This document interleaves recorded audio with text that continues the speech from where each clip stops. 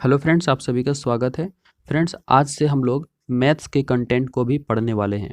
तो आज का जो हमारा टॉपिक रहेगा मैथ्स में, वो है संख्याओं के प्रकार। ठीक है, यानी कि हम लोग स्टार्ट करने वाले हैं मैथ्स में नंबर सिस्टम से। ठीक है, तो आप लोगों में बहुत कोई नंबर सिस्टम के बारे में बहुत अच्छे से जान रहे होंगे, लेकिन हम यहाँ 0 लेवल टू हाई लेवल जाएंगे। ठीक है, तो कंसिस्टेंसी बना के रखिएगा, आराम से हम लोग चीज़ों को समझेंगे और इसमें बहुत सारे क्वेश्चंस को करेंगे। राइट, तो आज हम लोग समझेंगे संख्याओं के प्रकार, कौन कौन से संख्या हैं, जैसे कि नेचुरल नंबर क्या होता है, होल नंबर क्या होता है, इंटीजर क्या होता है। ठीक है, सारी चीज़ों को यहाँ पे समझेंगे। इसे हिंदी में भी क्या कहा जाता है, ताकि आपको समझने में आसानी हो।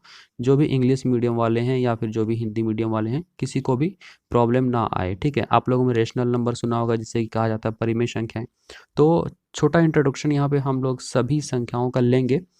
ठीक है, तो चलिए सबसे पहले हम लोग समझते हैं कि प्राकृतिक संख्या। ठीक है, प्राकृतिक संख्या यानी जो नेचुरल नंबर होता है, ये क्या होता है। ठीक है, तो देखिए नेचुरल नंबर जैसे कि कहा जाता है प्राकृतिक संख्याएं। ठीक है, प्राकृतिक संख्याएं। ठीक है, ये प्राकृतिक संख्या हो गया।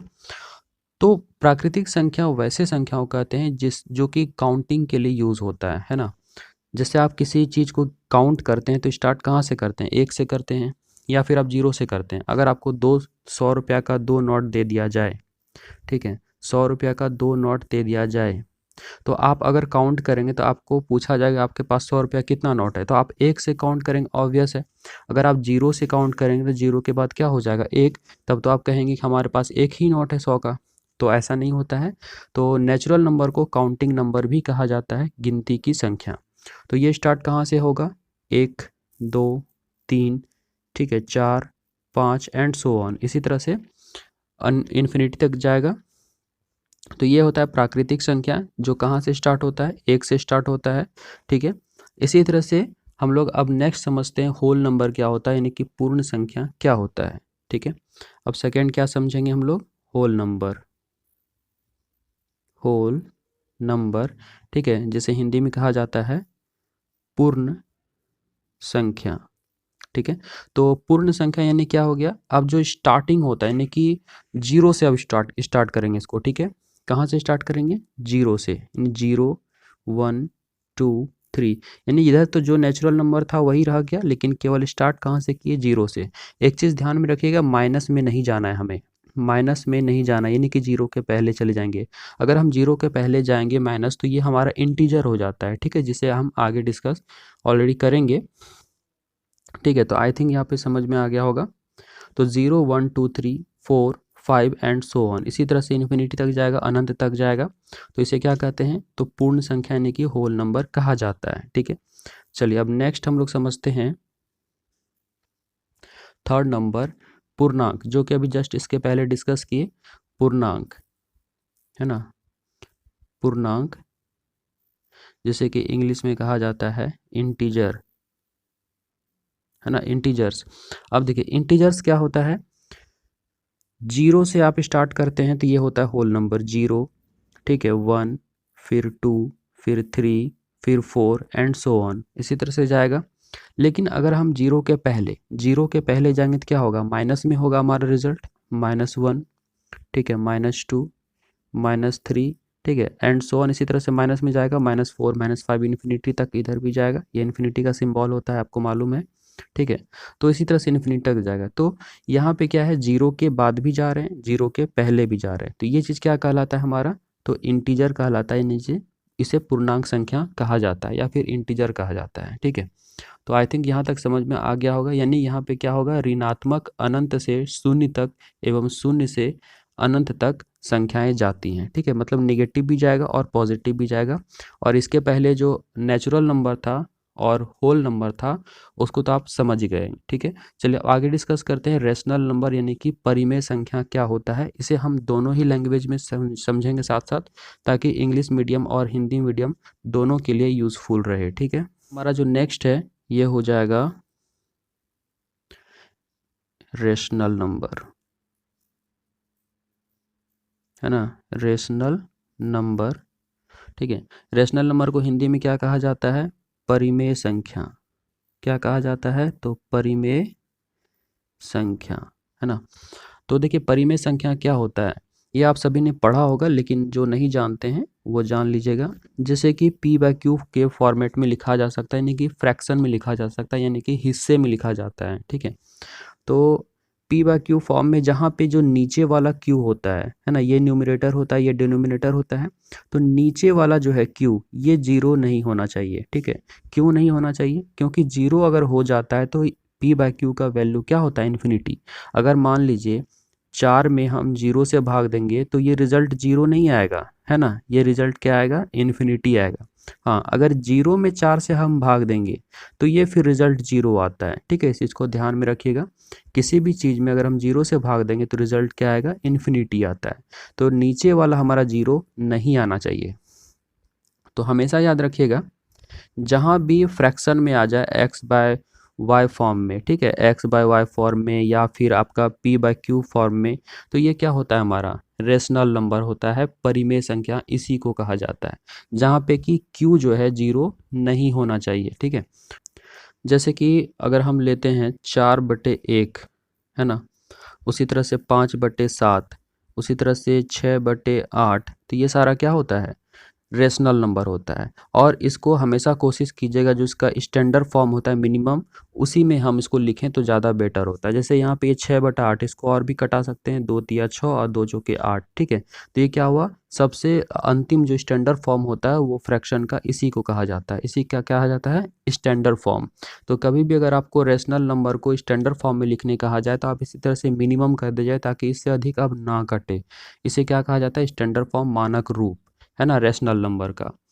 तो इस तरह से ये रेशनल नंबर हुआ। अब यहाँ पे एक चीज़ और आता है कि रेशनल नंबर किसको किसको कहा जा सकता है। जैसे कि आपने इसके पहले क्या पढ़ा, नेचुरल नंबर जो कि स्टार्ट होता है 1 से, ठीक है, 1 2 3 4, ये क्या हो गया, आपका नेचुरल नंबर हो गया, है ना। तो नेचुरल नंबर कहाँ से स्टार्ट है, 1 2 3 4 एंड सो ऑन, इसी तरह से जाएगा। अब आप एक बात ये बताइए, क्या इसके नीचे हम 1 लिख सकते हैं तो कोई अंतर होगा? बिल्कुल नहीं, क्योंकि 1 से जिसमें भाग देंगे वैल्यू वही रहेगा। तो 2 में भी 1 से हम भाग दे सकते हैं, 3 में भी दे सकते हैं, 4 में भी दे सकते हैं। तो क्या इसको हम p/q फॉर्म में लिख दिए ना। तो यानी कि जितना भी नेचुरल नंबर होगा, जितना भी नेचुरल नंबर होगा, वो सारा क्या होगा, एक रेशनल नंबर होता है। यानी कि जितना नेचुरल नंबर होगा वो सारा का सारा क्या होगा, एक रेशनल नंबर होगा, परिमेय संख्या होगा। यानी कि सारी प्राकृतिक संख्याएं क्या होंगी, रेशनल नंबर यानी परिमेय संख्याएं होंगी। अब उसी तरह से क्या, होल नंबर जो होता है, तो होल नंबर में क्या होता है, सिंपली जीरो हो जाता है आगे में, है ना। तो क्या ये आपका परिमेय संख्या है? बिल्कुल है, क्योंकि ज़ीरो में अगर हम 1 से भाग दे देते हैं, ठीक है, तो ये वापस से क्या हो जाएगा, रिजल्ट जीरो होता है। लेकिन क्या इसको हम p/q फॉर्मेट में लिख पाए ना, तो बिल्कुल सही लिख पाए। तो इस वजह से क्या होता है, ये भी परिमेय संख्या होता है। तो जितना भी होल नंबर है, नहीं जितना भी पूर्ण संख्या है, वो भी परिमेय संख्या होता है। पूर्ण संख्या क्या होता है, जो कि जीरो से स्टार्ट होता है आगे की तरफ, माइनस की तरफ नहीं, है ना। अब देखिए क्या, इसी तरह से जो आपको इंटीजर बताए थे, क्या इंटीजर भी रेशनल नंबर होता है? तो बिल्कुल होता है। तो देखिए जिस तरह से रेशनल नंबर है, रेशनल नंबर जीरो से होगा आगे 1 2 3 4 एंड सो ऑन, उसी तरह से -1 -2 -3। तो इसको क्या हम 1 से भाग दे सकते हैं सबको? 1 से अगर हम दे देते हैं तो कोई फर्क नहीं पड़ता है, ठीक है।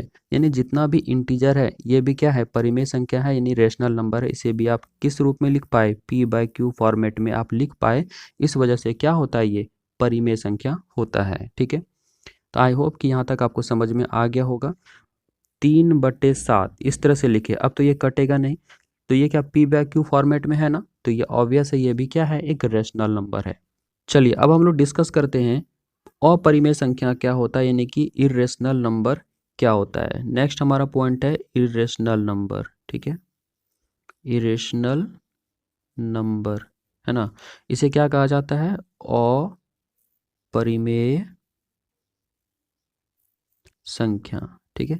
तो अपरिमेय संख्या क्या होता है, देखिए जिसको भी आप p/q फॉर्मेट में नहीं लिख सकते हैं वो अपरिमेय संख्या होता है, ठीक है। तो इस फॉर्मेट में अगर आप नहीं लिख पाएंगे किसी भी नंबर को तो ये अपरिमेय संख्या होता है। जैसे एग्जाम्पल के लिए √2 हो गया, √3 हो गया, उसी तरह से √5 हो गया एंड सो ऑन। यानी कि जो ये सब वैल्यू होता है इसका एग्जैक्ट तो आता नहीं है ना। अगर लेकिन ये √4 अगर होता है तो √4 का क्या होता है, 2 होता है, और 2 को आप 2/1 लिख सकते हैं। तो ठीक है, तो जहाँ भी ऐसा रूट जिसका कि एग्जैक्ट वैल्यू नहीं आता है वो सारा क्या होता है, अपरिमेय संख्या होता है। ठीक है, इसी तरह से जैसे कि पाई का नाम तो आप लोग सुने होंगे, तो पाई क्या एक अपरिमेय संख्या है, तो बिल्कुल अपरिमेय संख्या। अगर आपको क्वेश्चन आता है pi is a irrational number, तो ये बिल्कुल करेक्ट हो जाएगा। ठीक है, तो देखिए पाई इस तरह से ये वाला आप देखे होंगे मैथ्स का, तो आप सभी को पता होगा। तो पाई क्या है, एक अपरिमेय संख्या है, क्योंकि देखिए पाई का मान आप सभी को पता होगा 22/7, लेकिन एग्जैक्टली ये 22/7 नहीं होता है, ये 22 पॉइंट कुछ कुछ कुछ कुछ होता है। तो इसे एवरेज में मान लिया जाता है कि 22.7 है। ठीक है, इसी के अप्रोक्स ये रोटेट करता है। यानी कि वैसी संख्याएं जिसे कि p/q के रूप में आप एग्जैक्टली नहीं लिख सकते हैं, वैसी संख्याओं को क्या कहते हैं, अपरिमेय संख्याएं। ठीक है, चलिए अब हम लोग जानते हैं कि सम संख्या क्या होता है, विषम संख्या क्या होता है। ठीक है, चलिए अब हम लोग डिस्कस करते हैं कि सम संख्या क्या होता है और विषम संख्या क्या होता है। ठीक है, तो पहले जान लेते हैं कि सम संख्या क्या होता है। इसे इंग्लिश में कहा जाता है इवन नंबर, है ना, इवन नंबर। तो देखिए इवन नंबर वैसी संख्याओं को कहता है जिसमें कि हम 2 से भाग दें और वो कट जाए, उसे क्या कहते हैं, इवन नंबर, है ना। तो इवन नंबर के लास्ट में क्या होता है, तो लास्ट में आपका मिलेगा 0, 2, 4, 6, 8। ठीक है, तो इस तरह की संख्याएं आपको इवन नंबर में मिलने वाली हैं। तो दोस्तों जैसे कि अगर हम एक बड़ा नंबर लिखें 5, 6, 3, 8, 6, तो ये क्या इवन नंबर है, बिल्कुल है, क्योंकि इसका लास्ट में क्या है, 6 है जो यहाँ पर है ना। अगर आप लिख दें 7, 9, 8, 3, 2, क्या ये इवन नंबर है, बिल्कुल है, क्योंकि लास्ट में क्या है, इवन नंबर इसी को कहते हैं जिसका कि यहाँ लास्ट में क्या रहता है, 2 रहता है, 0 रहता है, 4 रहता है, 6 रहता है और 8 रहता है। तो यहाँ पे क्या है, 2 है, और ये क्या होगा, 2 से डिविजिबल भी होगा, ये भी 2 से डिविजिबल होगा, क्योंकि लास्ट में क्या है, इसका इवन नंबर है। तो इवन नंबर वैसी संख्याएं होती हैं जो कि 2 से कट जाए या फिर जिसका लास्ट में क्या हो जाए, इवन नंबर, यानी कि 0, 2, 4, 6, 8 हो जाए। ठीक है, चलिए अब समझ लेते हैं कि ऑड नंबर विषम संख्याएं क्या होती हैं। ये आप सभी को पता ही होगा। ठीक है, विषम संख्याएं, विषम संख्या क्या होती है ये आप सभी को पता होगा, यानी कि ऑड नंबर, है ना। ऑड नंबर क्या हो गया, जो कि वैसी संख्याएं जो 2 से डिविजिबल नहीं होता, यानी 2 से भाग जिसमें नहीं लगता है, वैसी संख्याएं क्या होती हैं, विषम संख्याएं। और इसका यूनिट डिजिट यानी जो इकाई अंक होता है वो क्या होता है, 1 हो जाएगा, 3 हो जाएगा, 5 हो जाएगा, 7 हो जाएगा और 9 हो जाएगा। तो जैसे हम लिखें 6, 3, 4, 1, तो ये कैसी संख्याएं हैं, ऑड नंबर है, क्योंकि इसका लास्ट में क्या है, 1 है, और ये 2 से भी डिवाइड नहीं होगा। उसी तरह से मान लीजिए 5, 7, 6, 7, ये कैसी संख्या है, तो विषम संख्या है, क्योंकि इसका यूनिट डिजिट क्या है, 7 है, जो यहाँ पे 7 है। तो ये सब जिसके भी लास्ट में रहेगा, यानी कि जो इकाई अंक रहेगा, क्योंकि हम इधर से गिनते हैं इकाई, दहाई, सैकड़ा, हजार, तो जिसका इकाई अंक ये सब में रहेगा वो सारा क्या होता है, विषम संख्या होता है। और ये 2 से डिवाइड अगर हम इसको करेंगे तो ये नहीं होगा। क्लियर, आई होप कि यहाँ तक समझ में आ गया होगा। फ्रेंड्स अब हम लोग इसके अगले पार्ट में डिस्कस करेंगे अभाज्य संख्या क्या होता है, सह अभाज्य संख्या क्या होता है, भाज्य संख्या क्या होता है, पूर्ववर्ती संख्या क्या होता है और परवर्ती संख्या क्या होता है। ठीक है, तो रहने देते हैं अगले सेशन पे, क्योंकि ये सेशन फिर बड़ा हो जाएगा। अगर आपको समझने में किसी प्रकार की कोई दिक्कत आई हो तो आप कमेंट करके हमें ज़रूर बताएं। धन्यवाद।